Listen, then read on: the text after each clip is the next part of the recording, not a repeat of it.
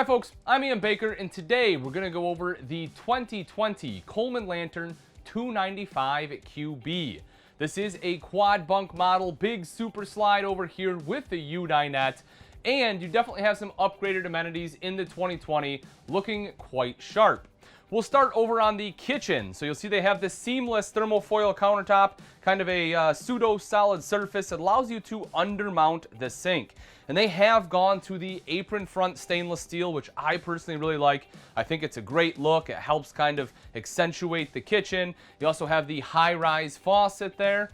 And then you have the backsplash that's nice and tall. It goes, you know, rather than having something that's just like this big or a piece of paper, this is a panel. You can see it goes all the way up. I personally prefer that in an RV. Two electrical outlets, one here, another one on the other side of the window, plus a dual USB port, so plenty of outlets here in the kitchen. You have the recessed Furion cooktop with the glass cover, so this is where you get your prep space from.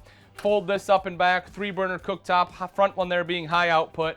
It's Furion, so that button lights up the knobs, and you have an oven underneath if you want to do some baking. Underneath the sink, plenty of room for a trash can. However, my one downfall with the kitchen is this right here, which is that you really only have one drawer, and it is low. So this is where you put your flatware. It's just kind of inconvenient to have to reach down to get it. At least you have a drawer. I've been in some kitchens and RVs that don't, but I just wish they could have repositioned that a little. Coming around to the side, you do have some decent storage there. Good spot for pots and pans. And as I mentioned, you have this electrical outlet, all this storage space right back here, all this real estate for your countertop. This is a great spot where you can put your coffee maker. Electrical panels right up top there, or sorry, not your electrical panel, your control panel is up top. Right over around to the side, you have some extra storage, microwave, hood underneath with a light and fan. A little bit of extra, storage right there, little cubby hole above your fridge freezer combo. It is a Norcold fridge freezer. Open that guy up so you can take a look inside, and as you'd expect, that runs off both propane and electric and has automatic switchover. Thermostat is right here. This does control your ducted AC as well as your ducted heat in the floor. And as we make our way back, we'll check out the bathroom.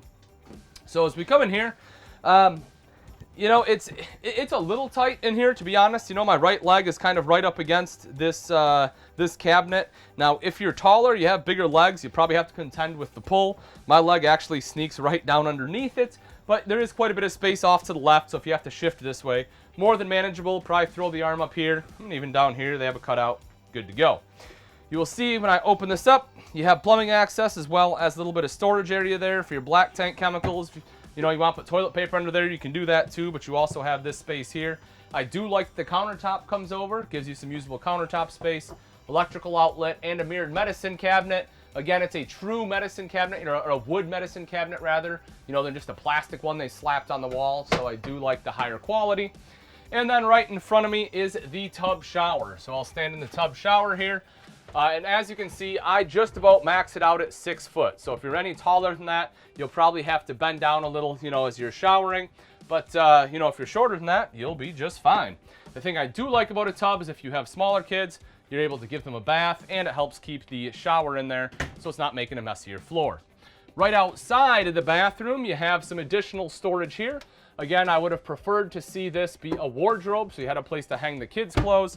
But, I guess you can definitely fold a lot of clothes, throw them in there. I'd probably use the rest of this, especially this one, as like a linen closet. Then you have the pocket door here, so you can close off the bunk room, get a little bit extra privacy. If the kids need to go to bed and you want to stay up, you're able to shut that off. And you will see this bunk orientation is a little bit different than standard. So 300-pound bunks, you'll see you have the top bunk going across, the bottom bunk there, USB ports up top, windows on the top and bottom, and then you have them along the back. So my only problem with this setup, I guess, is that this is a really short bunk from here to here. So either you have to have a small child, which, then I'm worried about them rolling off, or you have to kind of contend with foot space down at that end. So more than likely, that'll have to be what it is. You just kind of, have to mess with each other's feet down there. But it is still, again, a usable space. Right down underneath, you have the 2 cube sofas, so you can just flip those out. This will probably be the biggest bed back here. And while you're sitting there, those kind of act as a sofa. You'll see you have a spot right here for a TV and some additional storage underneath.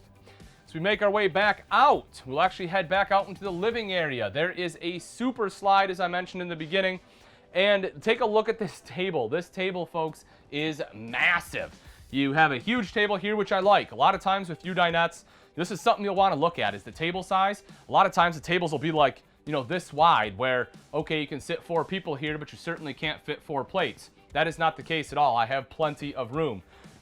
In the back, I'll show you this. It is a little tight. I don't consider myself a big guy, but I'm a little squeezed in here. So, you know, that is something that you'll want to consider, is that probably only kids are going to be able to fit back here, but it is a big tabletop. And then this does drop down into a bed, creates a huge sleeping space, which is awesome. You can easily sleep 2 adults here, no problem. That's probably the biggest benefit to it, in my opinion. Let me sneak back out of here a second. And if you take a look in there, you know, the reason it's kind of the way it is this right here is actually removable, this back one. So, like I said, you can have it set up like as like a U-dinette, but you know, like I said, it's pretty tight.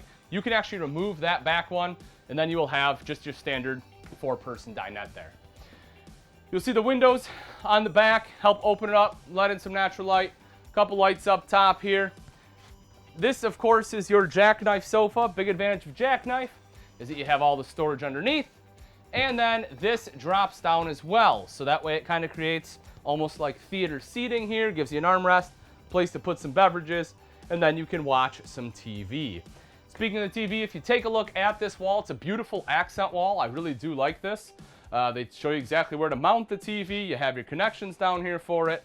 These plug into the back, which are connected to your multimedia center, which is also a DVD player. It is Bluetooth capable, controls the speakers in here as well as outside. And then underneath you have the beautiful fireplace, which not only looks great, but is also a big space heater helping to warm up the space. If you notice right here, you have a switch. That's because this is on 30 amp. So you have a choice between fireplace and AC. I'm sorry, you can't have your fireplace on when it's 90 degrees. You need the AC running, but you know, you kind of get to choose which one you want. As we make our way into the bedroom, you'll see right in the center is the queen bed. On both sides are nightstands with drawers, electrical outlets, USB ports, all sorts of plug-ins. Right up above that, you have your wardrobes with a hanging rod, a shelf connecting the two. You have your slider doors here, and if you want a TV in the bedroom, this is where you'll mount it. The connections for it are right up on the ceiling. Now that we've seen the inside, let's take a look at some of the outside features on the 2020 Coleman Lantern 295 QBS.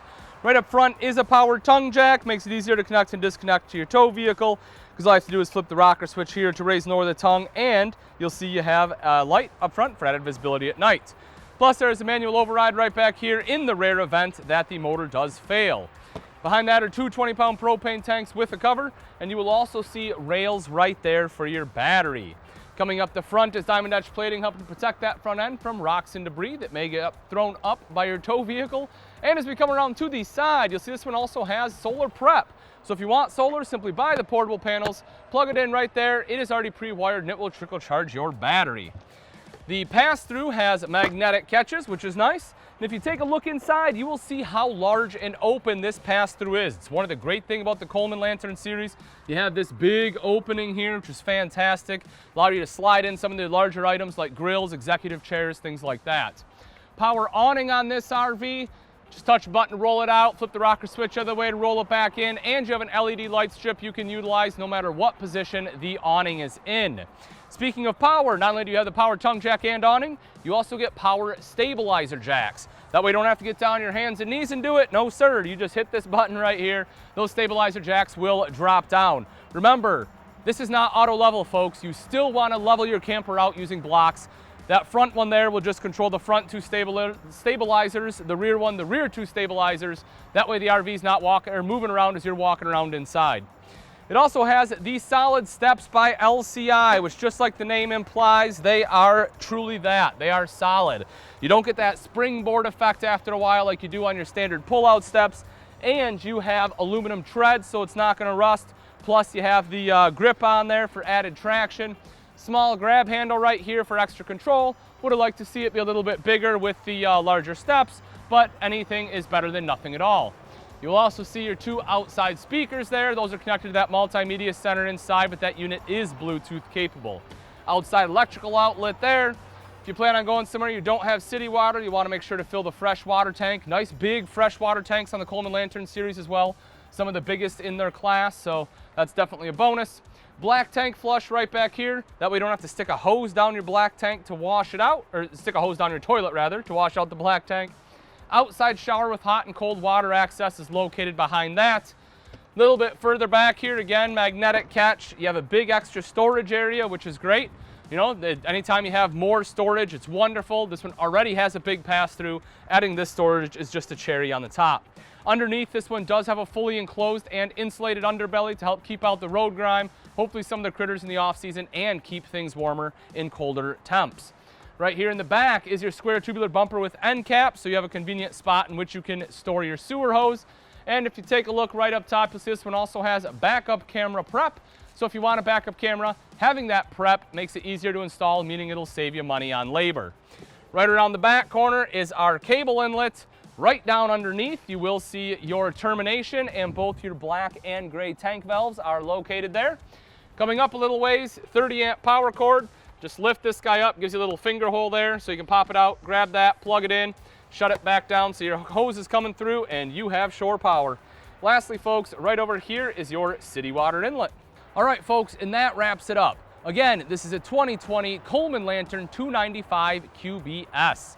If you're interested in this bunk model and you would like price and availability, simply click on the link in the description. Thanks again for watching. I'm Ian Baker, and let's go camping.